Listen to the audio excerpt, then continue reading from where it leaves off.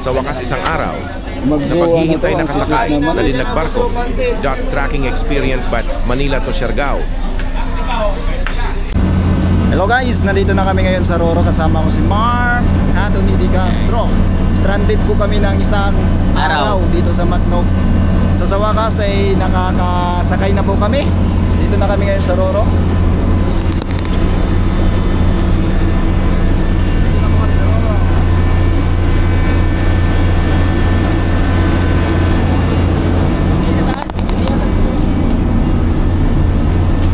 Isang araw po kami stranded dito sa Matnog. Kasi nag-tracking po kami para makamura. Mahal kasi ang airplane, pauwing Siargao.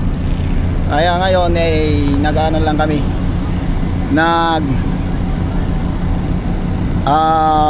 tracking. Kaya ito ang nangyari sa amin. Stranded kami ng isang araw dito sa Matnog dahil sa dami ng pasahirong uuwi sa kani-kanilang probinsya.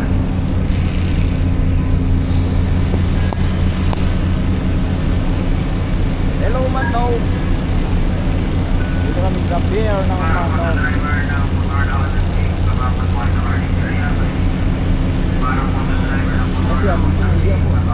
Baba, bawal dito. Bawal. Dito lang, hindi bawal.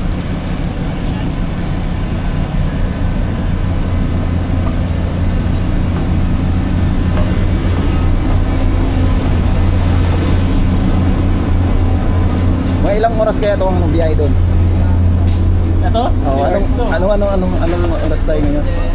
Ay no, mag-alas 6. Alas 6. Kape na kayo? 5:57.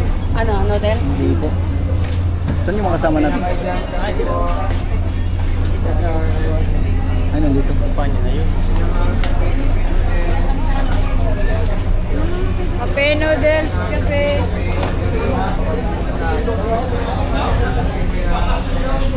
Ito po kasama namin, no? Taga Sapaw. Kaway-kaway ka. Cha. Cha. Mga taga Siargao. Mga taga Siargao na na-stranded.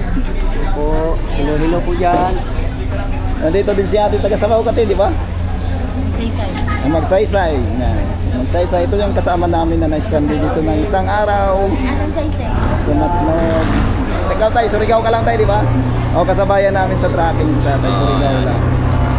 Ay, si nanay, Siargao din yan si nanay.